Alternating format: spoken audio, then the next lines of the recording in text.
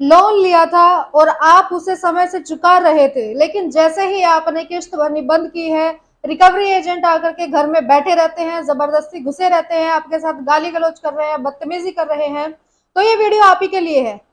नमस्कार साथियों, जय हिंद जय भारत। मैं कोमल भारती आज फिर आपके बीच में उपस्थित हूँ।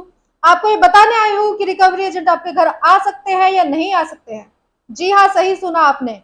ऐसा नहीं है कि आपने कर्जा ले लिया है बैंक से या एनबीएफसी से, ऑनलाइन ऐप से, और कोई भी रिकवरी एजेंट आपके घर आ सकता है।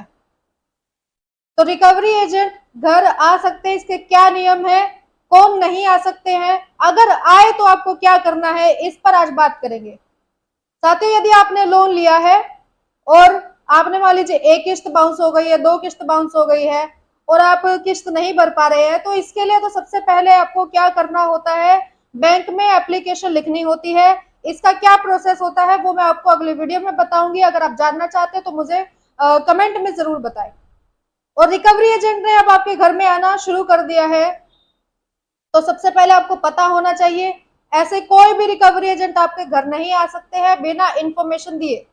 बैंक की तरफ से या कंपनी की तरफ से आपके पास एक इंटीमेशन लेटर आना चाहिए, एक इंफॉर्मेशन आनी चाहिए कि हमारी तरफ से हमारा कोई व्यक्ति, हमारा कोई एम्प्लॉय आपके घर पर आएगा। उससे पहले कोई व्यक्ति आपके घर नहीं आ सकता है। और ऐसा किसी लोन एग्रीमेंट में लिखा है तो उसको एक बार ध्यानपूर्वक जरूर पढ़ लीजिएगा। अगर अब वो आपके घर आ गया है तो आपको क्या करना है, जैसे कि मैंने हर वीडियो में बताया ही है कि आपको उनका डीआरएस सर्टिफिकेट, डेप्ट रिकवरी एजेंट का एक सर्टिफिकेट होता है जो उनको ट्रेनिंग के दौरान प्रोवाइड किया जाता है, और लोन रिकवरी के नियम उनको सिखाए जाते हैं जिनमें साफ साफ कहा जाता है कि आप किसी के साथ गाली गलौज बदतमीजी नहीं कर सकते हैं, अनऑफिशियल टाइम पे नहीं जा सकते हैं, और घर में जबरदस्ती तो बिल्कुल नहीं घुस सकते हैं, खासतौर पे जब वहां महिला हो। लेकिन यदि ऐसा हो रहा है तो आपके पास अधिकार है कि आप उनकी कंप्लेन कर दें। तो क्या कर सकते हैं ऐसे में, पहले उनके रिकवरी एजेंट के DRS certificate, employ ID, ID proof check करिए। यदि वो दिखा देते हैं आपसे जेन्युइनली बात कर रहे हैं, सही तरीके से बात कर रहे हैं, तो आप उनसे डील करिए, उनसे उनके ऑफिस का एड्रेस मांगिए और वहां पर आप अपनी एप्लीकेशन लिख करके पूरी समस्या बता करके बैंक से समय मांगिए या उनको इन्फॉर्म करिए कि अभी किस्त क्यों नहीं भर पा रहे हैं, क्या समस्या आ रही है। और अगर ये रिकवरी एजेंट आपको अपने डॉक्यूमेंट्स नहीं दिखा रहा है, DRS certificate, employ ID, ID proof नहीं दिखा रहा है, तो समझ जाइए ये फेक रिकवरी एजेंट है।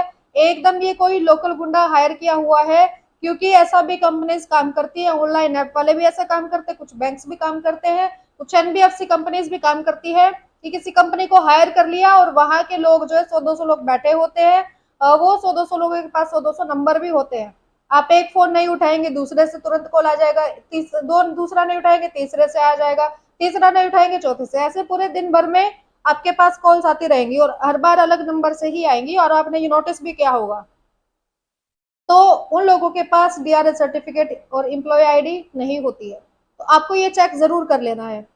अब दूसरी चीज, अगर वो आपके साथ गाली गलौज बदतमीजी कर रहे हैं तो आपको उनकी कॉल रिकॉर्ड करनी है। अगर फोन पर आपसे बदतमीजी कर रहे हैं, सामने से कर रहे हैं, तो आपको उनकी वीडियो रिकॉर्ड कर लेनी है। 112 नंबर पे कॉल करने के अलावा ये तो आ गई आपकी पुलिस में जो आप कंप्लेन कर सकते हैं।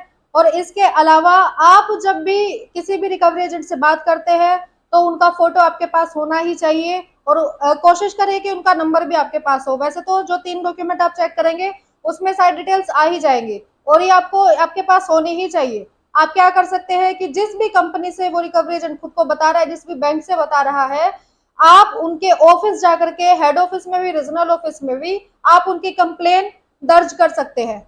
और इस पर बैंक को कार्रवाई करनी ही होगी कि आपके बैंक की तरफ से इस प्रकार से रिकवरी एजेंट आए थे और उन्होंने अभद्र भाषा का प्रयोग किया है, उन्होंने अनऑफिशियल टाइमिंग पे आने की कोशिश की है।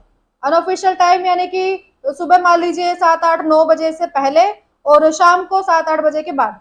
तो आरबीआई की गाइडलाइन है कि अनऑफिशियल टाइम पर वो लोग नहीं आ सकते हैं, और इसके बाद अनऑफिशियल टाइम पे आपको कॉल भी नहीं कर सकते हैं। और आपके अलावा आपके किसी रिश्तेदार को, आस पड़ोस के व्यक्ति को परेशान किया जा रहा है तो वो भी नहीं कर सकते हैं। इसके लिए आप अलर्ट हो जाइए। आपको लगता है कि हमने पैसा ले रखा है तो वो तो ये हरकतें कर सकते हैं, ऐसा नहीं है। आपको अपने अधिकारों के बारे में जानकारी होनी चाहिए।